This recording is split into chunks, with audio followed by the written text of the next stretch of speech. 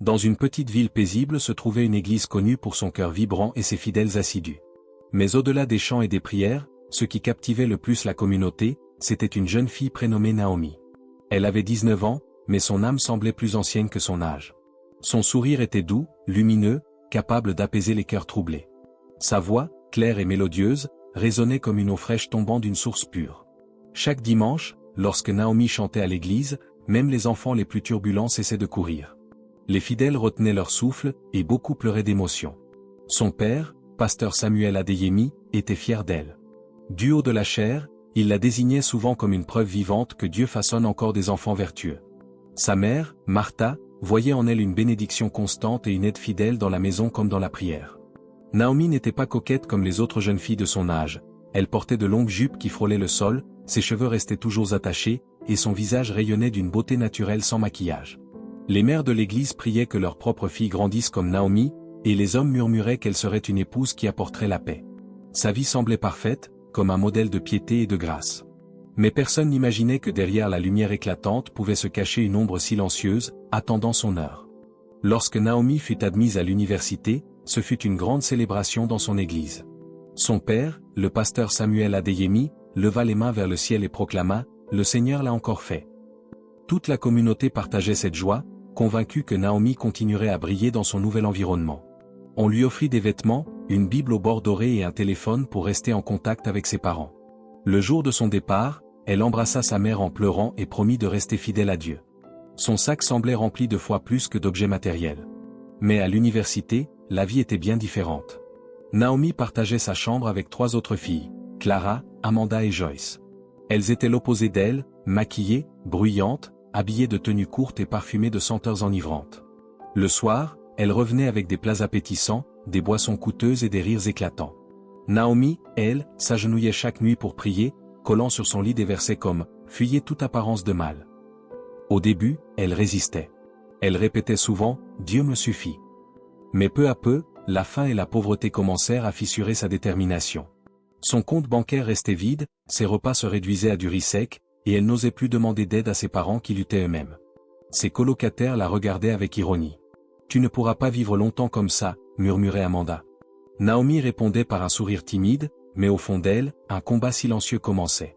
Un soir, alors que ses colocataires s'apprêtaient à sortir vêtus de robes étincelantes, Clara jeta une robe dorée sur son lit en disant « Et c'est là.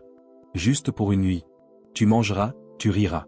Personne ne te fera de mal. » Naomi secoua la tête, mais lorsque la faim serra encore plus son ventre et que son téléphone vide ne sonna toujours pas, son regard se posa sur la robe brillante.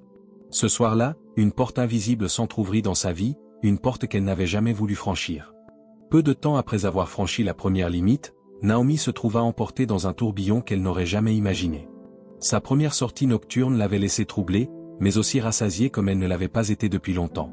Elle avait goûté au luxe, un dîner somptueux, des boissons sucrées, un peu d'argent glissé dans sa main. Ce n'est rien, juste une aide, lui avait dit Clara.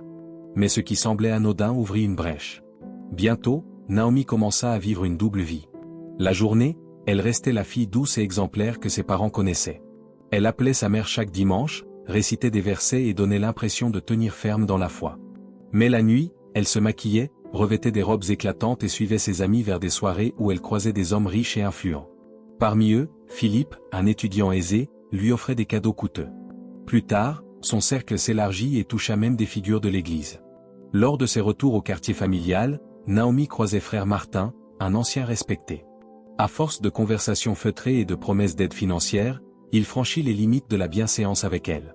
Puis ce fut ancien Daniel, un homme d'âge mûr, qui l'attira par son autorité et ses attentions. Même le pasteur adjoint Jonas, pourtant réputé pour sa rigueur, se laissa emporter par la tentation qu'elle représentait. Naomi savait qu'elle marchait sur une corde fragile, mais chaque secret partagé alourdissait son âme. Elle commençait à avoir tout ce qu'elle voulait, des habits neufs, de l'argent pour ses études, des plats abondants. Pourtant, au fond d'elle, une culpabilité sourde grandissait. Ses prières devinrent rares, ses nuits agitées. Le regard des fidèles à l'église, autrefois source de fierté, se transforma en un poids insupportable. Naomi souriait encore en public, mais son cœur s'assombrissait, enchaîné par des mensonges toujours plus lourds. Elle ne le savait pas encore, mais son secret ne resterait pas caché éternellement. Le jour de la révélation arriva plus vite que Naomi ne l'aurait imaginé. Depuis plusieurs semaines, son corps changeait. Ses robes amples ne suffisaient plus à dissimuler son ventre arrondi.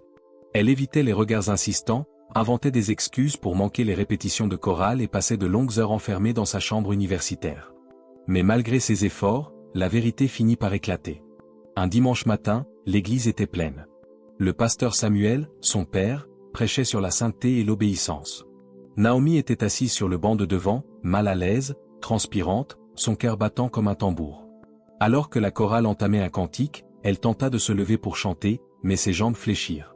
Elle s'écroula au sol, et dans le silence pesant qui suivit, ses vêtements se tendirent sur son ventre, révélant sa grossesse aux yeux de tous. Un murmure parcourut l'assemblée comme une traînée de poudre.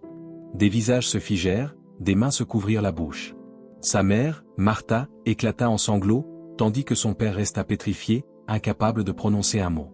Pressée de questions, Naomi finit par avouer qu'elle n'avait pas un seul responsable, mais plusieurs hommes liés à l'église elle-même, frère Martin, ancien Daniel, et même le pasteur adjoint Jonas. Le scandale fut immédiat. Les fidèles, qui la voyaient autrefois comme un modèle de pureté, la regardaient désormais comme une paria. Son père, brisé, se retira de la chaire pendant plusieurs semaines. Sa mère ne pouvait plus supporter les regards accusateurs de la communauté.